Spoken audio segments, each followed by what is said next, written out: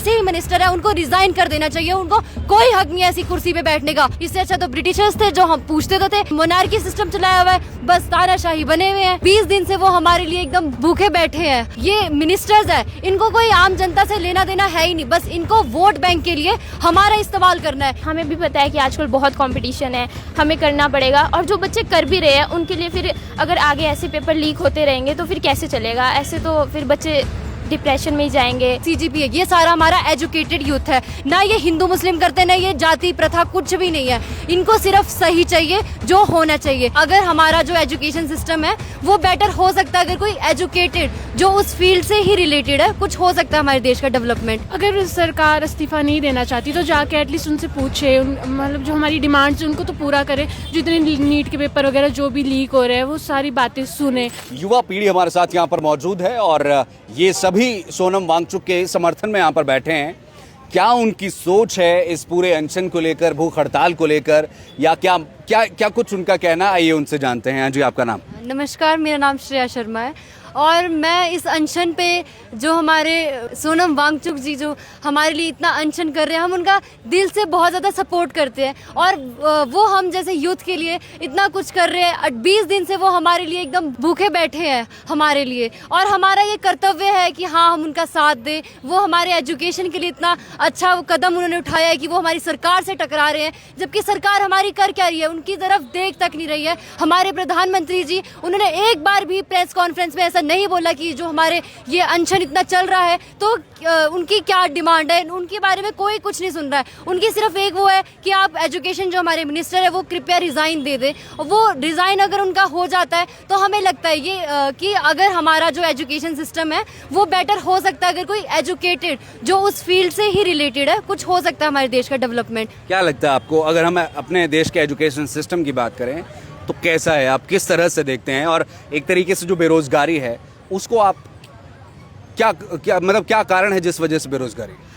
बेरोजगारी का अगर मैं सबसे बड़ा कारण ये है कि हमारे देश में कोई भी जैसे एम्प्लॉयमेंट जनरेट हो ही नहीं रही है, क्योंकि जो सरकार है वो बस पेपर लीक तो पहले ही हो जा रहे हैं। लोग मतलब इतने स्ट्रेस है, सारे बच्चे जो भी स्टूडेंट्स है सारे स्ट्रेस है। जो भी पेपर होता है, जो हमारे एजुकेशन मिनिस्टर है उनके कार्यकाल में इतने ज़्यादा पेपर लीक क्यों हुए? अगर वो इतने अपनी निष्ठापूर्वक अपनी वो ड्यूटी अगर निभाते तो इतने पेपर लीक होते ही नहीं।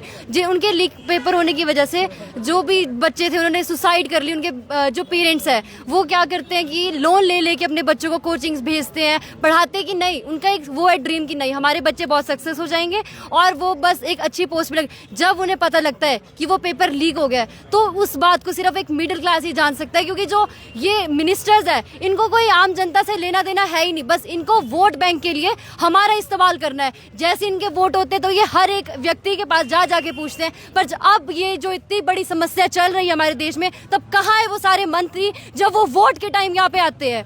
तो हमारा यही बोलना है कि अगर वो ऐसे ही मिनिस्टर है उनको रिजाइन कर देना चाहिए, उनको कोई हक नहीं है ऐसी कुर्सी पे बैठने का, अगर वो अपनी ड्यूटी ही निष्ठापूर्वक नहीं कर सकते। वांगचुक जी की अगर हम बात करें तो आज 20वां दिन है इनको, और हालत की अगर हम बात करें तो कई तरह के क्लेम हो रहे हैं कि 2 दिन 4 दिन बाद कुछ भी हो सकता है, तो उसे आप किस तरीके से? तो देखिए वो सरकार जो है उनको देखना चाहिए, जब उनको ठीक है उन्होंने कुछ नहीं करना, उनके कार्यकाल में इतने पेपर लीक हो रहे हैं, तो एटलीस्ट जैसे ब्रिटिशर्स जो हमारे उस टाइम आंदोलन होते थे तो जो ब्रिटिशर्स होते थे वो पूछते थे जा जाके शाम को, तो एटलीस्ट वो पूछते थे कि हाँ जी आपकी क्या डिमांड है, आपको क्या है। ये कह रहे हैं कि ब्रिटिशर से भी खतरनाक है। यस, वो बहुत ज्यादा ही, इससे अच्छा तो ब्रिटिशर्स थे जो हम पूछते तो थे। एट वहाँ पे वो इतने वो हो रखे हैं, भूखे बैठे हैं हमारे अनशन के लिए, हमारे लिए। तो सरकार कर क्या रही है, वो क्यों नहीं पूछ रही है? जब हम बोलते हैं ये डेमोक्रेटिक एरा है, लोगों का शासन है, तो लोगों की तो वो सुन ही नहीं रहे हैं। वो तो यहाँ पे एक वो चलाया हुआ, उन्होंने मोनार्की सिस्टम चलाया हुआ है, बस तानाशाही बने हुए हैं। ये तो बहुत गलत है। जो आप भी एक मुझे स्टूडेंट ही लगते हो, तो आप जब कोई एग्जाम देने जाते हो या भरते हो या नौकरी की उम्मीद लगाते हो तो क्या महसूस करते हो आप एक युवा के तौर पर? देखिए जैसे आजकल ये चल रहा है, तो आजकल तो सब बच्चे के अंदर यही डर है कि अगर वो पेपर लीक हो गया तो क्या। हमने पूरे साल इतनी मेहनत करी, इतनी कोचिंग की फीस भरी, एंट्रेंस के लिए इतने वो भरे, हमने फीस भरी, अगर वो बाद में लीक हो गया तो उसका क्या होगा? हमारे बाद में बच्चे डिप्रेशन में जाके वो देखो सुसाइड कर लेते हैं, इतना बड़ा कदम उठा लेते हैं, और हमारी देश पेपर लीक हो गया कोई देखता ही नहीं है। ये बहुत मतलब इतना सीरियस इशू है ना हमारे देश का। अच्छा, कॉकरोच जनता पार्टी को कैसे आप देखते हैं ये क्या है, सही है या ऐसे ही है शोशाई? ये बहुत सही है कि ये जो हमारी कॉकरोच जनता पार्टी बनी है बहुत सही है, क्योंकि इसमें सारे एजुकेटेड यूथ हमारे शामिल है। क्योंकि देखो जो पहले की सरकार, पहले के लोग थे वो धर्म लेके लड़ाती है, ये सरकार धर्म के लेके, कास्ट को लेके, बस इसी बात के लिए वो लड़ाती रहती है। पर जो सीजीपी है ये सारा हमारा एजुकेटेड यूथ है, ना ये हिंदू मुस्लिम करते, ना ये जाति प्रथा, कुछ भी नहीं है। इनको सिर्फ सही चाहिए जो होना चाहिए, बाकी कोई डिमांड नहीं है। बस ये है कि हमारा जो देश है वो डेवलपमेंट करे, ना कि ये धर्म जाति के बीच में रह जाए। क्या बात है। ये युवा हमारे साथी है जिनका कहना है कि भैया एजुकेशन जिसके पास होगी, जो पढ़ा लिखा होगा, वही देश चलाए तो ज़्यादा बेहतर होगा। अभी भी जैसे ये हंगर स्ट्राइक पे है, इनको 20 दिन हो गए हैं, ये हमारे लिए ही कर रहे हैं बेसिकली, और अगर हम इनका सपोर्ट ना करें तो क्या ही फ़ायदा होगा। तो बस इसलिए हम इनको सपोर्ट कर रहे हैं। जो सोनम वांगचुक हमारे लिए कर रहे हैं वो बहुत अच्छा कर रहे हैं, हमारी बेटरमेंट के लिए सोच रहे हैं।